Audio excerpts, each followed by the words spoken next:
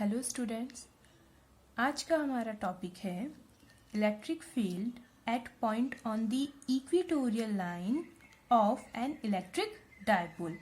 विद्युत द्विध्रुव के कारण उसकी निरक्ष रेखा पर स्थित बिंदु पर विद्युत क्षेत्र। इससे प्रीवियस लेक्चर में हमने एक्सियल लाइन पर हमारा जो इलेक्ट्रिक फील्ड था वो फाइंड किया था, और आज हम क्या फाइंड करेंगे, इक्वेटोरियल लाइन पर निरक्षीय रेखा पर। तो देखिए, निरक्षीय रेखा पर अगर हम फाइंड करते हैं तो उसके लिए हमारा डायग्राम कैसे बनेगा, इसमें सबसे इंपॉर्टेंट डायग्राम ही है। तो आप लोग बहुत ध्यान से पहले डायग्राम को समझना। डायग्राम में क्या होगा, देखो हमारे पास अगर हम बात करते हैं किसकी, निरक्ष रेखा पर, और इलेक्ट्रिक डायपोल तो हमको लेना ही है। तो सबसे पहले हम क्या करते हैं, एक मैंने -q चार्ज लिया है, किसी ना किसी डिस्टेंस पर है, किससे, +q चार्ज पर है। ये इसका सेंटर पॉइंट है, सपोज O। इन दोनों चार्ज के बीच की जो डिस्टेंस है वो कितनी हो जाएगी हमारे पास, r हो जाएगी। ओके, ये तो हमारी किसकी बात हो गई, इलेक्ट्रिक डायपोल की। अब हमें बात करनी है इस पे इलेक्ट्रिक फील्ड फाइंड करने के लिए हमें जो इक्वेटोरियल लाइन है उस पर एक इलेक्ट्रिक फील्ड फाइंड करना। तो ये इसका जो सेंटर पॉइंट होगा, यहीं से हम इक्वेटोरियल लाइन का मतलब क्या होगा, 90 डिग्री पर हमें फाइंड करना है। तो 90 डिग्री पर फाइंड करने के लिए सपोज मैंने यहां पर एक कोई पॉइंट लिया है P।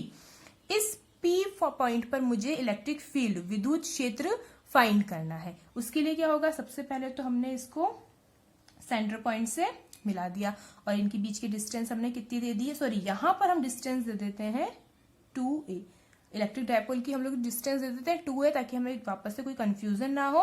और जो हमारी विद्युत क्षेत्र का, जो विद्युत क्षेत्र हमें जिस पॉइंट पे फाइंड करना है उसके सेंटर पॉइंट से डिस्टेंस को हम क्या नाम देते हैं, r देते हैं। इसी तरीके से अरेंजमेंट करना आप लोग। ओके, अब हम लोग क्या करेंगे, देखो अब इलेक्ट्रिक फील्ड फाइंड करने के लिए वही हमें नेगेटिव चार्ज से भी फाइंड करना पड़ेगा और पॉजिटिव चार्ज से भी फाइंड करना पड़ेगा।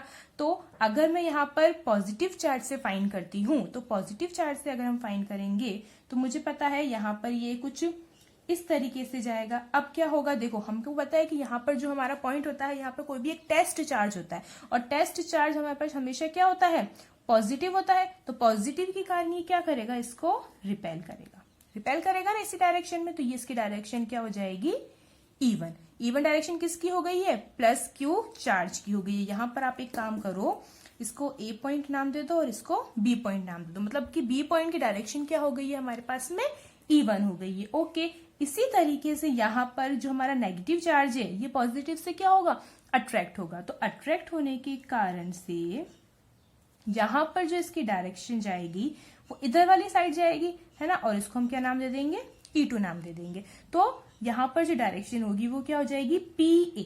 P से A की तरफ आ रही है हमारी डायरेक्शन, और जो इलेक्ट्रिक फील्ड आएगा वो क्या आ जाएगा, E2 आ जाएगा। अब देखो यहाँ पर हमारे समझने की बात क्या होती है, जितना हमारे पास E1 गया है उतना ही क्या हुआ है, E2 आया है। ठीक है, अब कैसे, अगर हमने E1 5 मीटर पर हमारा इलेक्ट्रिक फील्ड फाइंड हुआ है तो E2 भी 5 मीटर पर ही फाइंड होगा, बट इनकी डायरेक्शन क्या होगी, दोनों की अलग अलग होगी। मतलब हम ऐसे तो बोल सकते हैं कि E1 इक्वल्स टू क्या है, E2 के, ये हम बिल्कुल लिख सकते हैं, बट हम ये नहीं लिख सकते कि E1 vector E1 is equals to vector E2। ये क्या हो जाएगा, रॉन्ग हो जाएगा। मतलब vector E1 is not equals to क्या आ जाएगा, वेक्टर E2 आ जाएगा। ओके, चलो अगर हमने यहाँ पर डायरेक्शंस ली है तो हमें क्या करना पड़ेगा, इनके कोई ना कोई कंपोनेंट्स लेने पड़ेंगे। तो कंपोनेंट लेने के लिए मैं इसी का डायग्राम एक और अलग बना रही हूँ यहाँ पर, ताकि आप लोगों को अच्छे से समझ में आए। यहाँ वही मेरा पॉइंट क्या है, P है। ये वाली जो डायरेक्शन है ये किसकी थी, E1 की, और ये वाली जो डायरेक्शन थी ये किसकी थी, हमारे पास में E2 की थी। अब देखो क्या होगा, E1 है तो E1 के लिए कंपोनेंट आएगा, ये इसका ऑरिजेंटल कंपोनेंट आ जाएगा और ये इसका वर्टिकली कंपोनेंट आ जाएगा। तो यहाँ पर क्या हो जाएगा, E1 साइन थीटा, और ये क्या हो जाएगा हमारे पास, E1 कॉस थीटा। क्यों, देखो यहाँ पर अगर ये हमारे पास में क्या है, थीटा है, तो यहाँ पर भी तो इसके जो कंपोनेंट्स आएंगे वो क्या आएंगे, यहाँ पर भी थीटा, यहाँ पे भी क्या जाएगा, थीटा। तो ये ऊपर वाला हो जाएगा E1 साइन थीटा, और ये जो हमारा ऑरिजेंटल वाला है ये क्या हो जाएगा, E1 कॉस थीटा। इसी तरीके से अगर मैं बात करूं किसकी, E2 की, तो E2 के लिए भी क्या होगा, यही एक ऑरिजेंटल कंपोनेंट तो आएगा ही, उसको हम क्या नाम दे देंगे, E2 कॉस थीटा। और जो वर्टिकली कंपोनेंट आएगा उसको हम क्या नाम दे देंगे, E2 साइन थीटा। ठीक है। इट मीन्स यहाँ पर भी अगर थीटा होंगे तो अगर मैं बात करूं इसकी तो ये भी यहाँ पर क्या आएगा, इसके यहाँ पर भी कुछ जाएगा डायरेक्शन के अंदर ना, तो यहाँ पर भी क्या बनाएगा, कोई ना कोई थीटा बनाएगा अगर यहाँ हमारे पास में थीटा एंगल है तो ये तो हुआ हमारे पास में डायग्राम हुआ। अब देखो क्या होगा, E1 साइन थीटा और E2 साइन थीटा क्या है, एक दूसरे की ऑपोजिट डायरेक्शन में, ये ना स्ट्रेट लाइन है, इसको ऐसे बना देना स्ट्रेट ही है बिल्कुल। अगर ये हमारी अपोजिट डायरेक्शन में, इट मीन्स कि ये दोनों क्या हो जाएंगे, आपस में कैंसिल आउट हो जाएंगे। मतलब हमारे पास में अगर E इक्वेटोरियल के लिए हमें बात करनी है तो सिर्फ किसकी बात होगी, इस वाली ऑरिजेंटल एक्सिस पे बात होगी, E1 cos theta plus E2 cos theta. तो डायग्राम अगर अच्छे से समझ में आ जाएगा तो आपको डेरिवेशन करने में बिल्कुल भी प्रॉब्लम नहीं होगी। तो सबसे पहले डेरिवेशन स्टार्ट करेंगे हम लोग किसके लिए, प्लस क्यू चार्जेस के लिए। अगर मैं प्लस क्यू चार्ज के लिए इलेक्ट्रिक फील्ड फाइंड करती हूं तो मुझे यहां पर क्या लिखना पड़ेगा, E1, okay. E1 equals to क्या आ जाएगा मेरे पास में, के की वैल्यू हम लिख सकते हैं 1/4πε0, या हम डायरेक्ट के भी लिख सकते हैं। मैं के लिख रही हूं ताकि थोड़ा सा हमारा डेरिवेशन शॉर्ट में हो जाए और हमें कंफ्यूजन ना हो।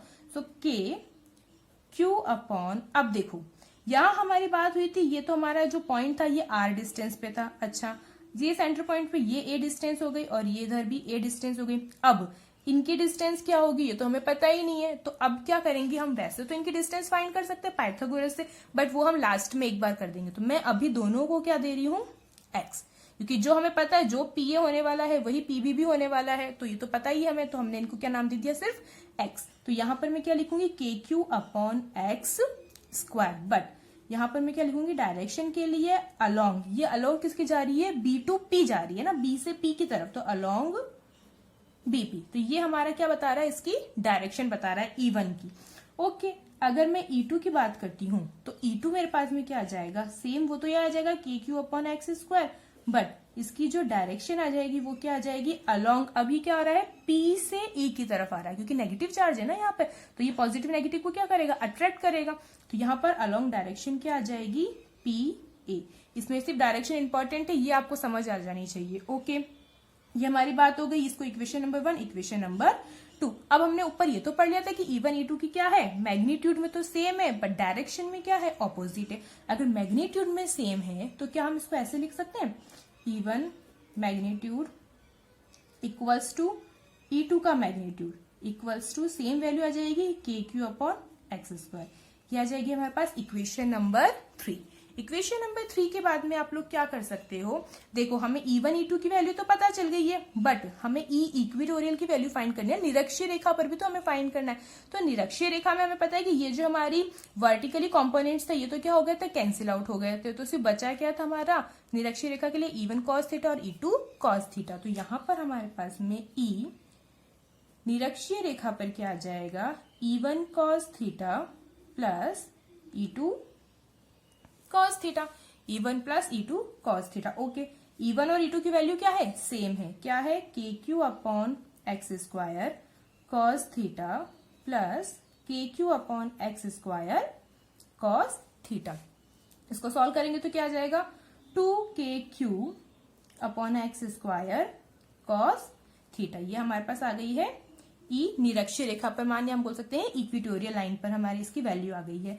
ओके, अब चलो ये cos थीटा आ गया तो हमें cos थीटा भी तो पता होना चाहिए, cos थीटा क्या होता है। तो cos थीटा अगर हम फाइंड करेंगे तो हमें पता है कि cos थीटा इक्वल्स टू क्या होता है, बेस अपॉन हाइपोथेनस होता है। ओके, अगर मैं बात करूं ट्राइंगल की, कौन सी, AOP की, आप दूसरा ट्राइंगल भी ले सकते हो, हम अभी बात करेंगे AOP की। तो यहाँ पर क्या होगा, ट्राइंगल, इन ट्राइंगल AOP मेरे पास बेस क्या हो जाएगा, A, और मेरी हाइपोथेनस क्या हो जाएगी, x। तो cos थीटा इक्वल्स टू क्या आ गया है, A अपॉन एक्स। यही वैल्यू मैं यहाँ cos थीटा में पुट कर रही हूँ।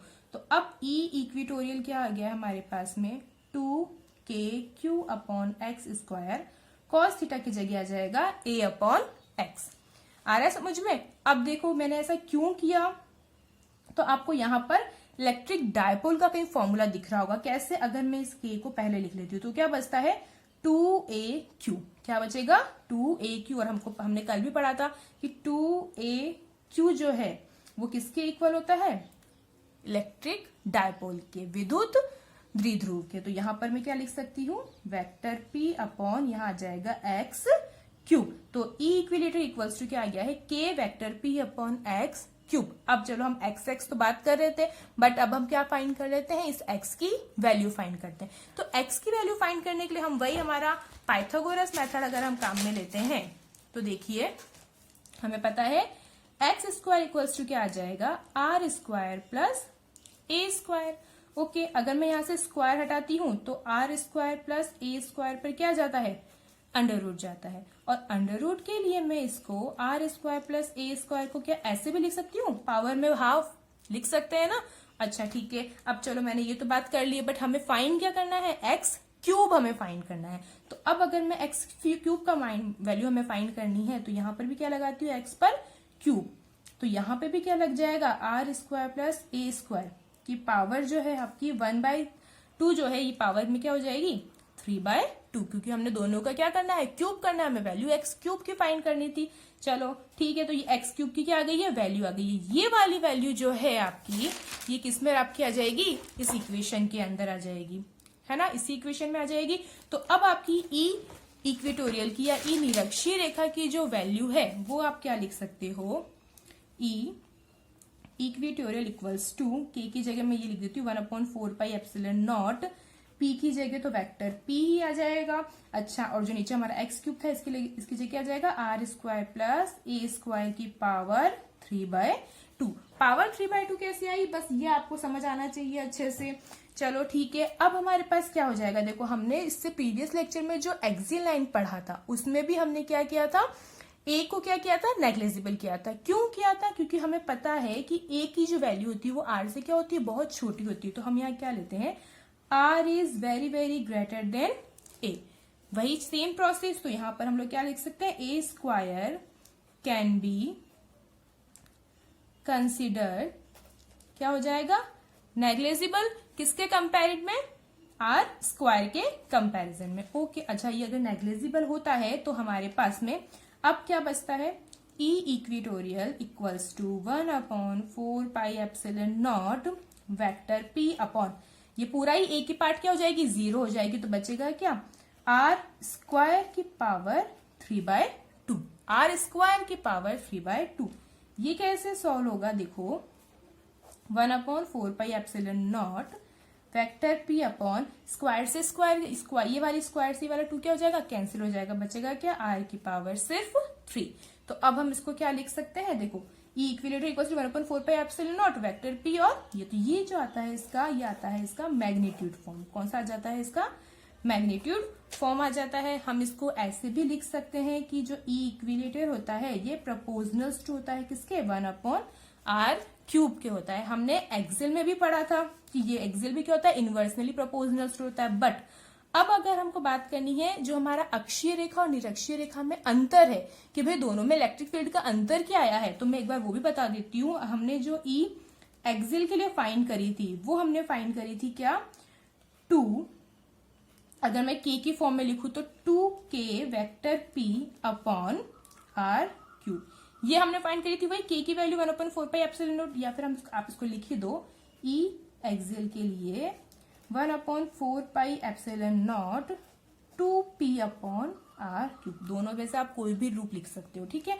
अच्छा, तो ई इक्विलेटर के लिए क्या हो जाएगी, हमारे पास में सिर्फ kp आई है, kp अपॉन r³, या हम इसको दूसरी फॉर्म में लिख सकते हैं, वो क्या हो जाएगी 1/4πε0, 2p की जगह सिर्फ क्या आ रहा है, वेक्टर p, और यहाँ आ रहा है r³। तो आपको दोनों में डिफरेंस देखने को पता चल रहा होगा, है ना, मतलब कि जो अक्षीय रेखा पर जो हमारा विद्युत क्षेत्र आया है वो डबल आया है, दुगना आया है, किससे, निरक्षीय रेखा से। तो आप इसको कैसे डिनोट कर सकते हो, ई एक्सियल इक्वल्स टू क्या आ जाएगा, 2e इक्विलेटर।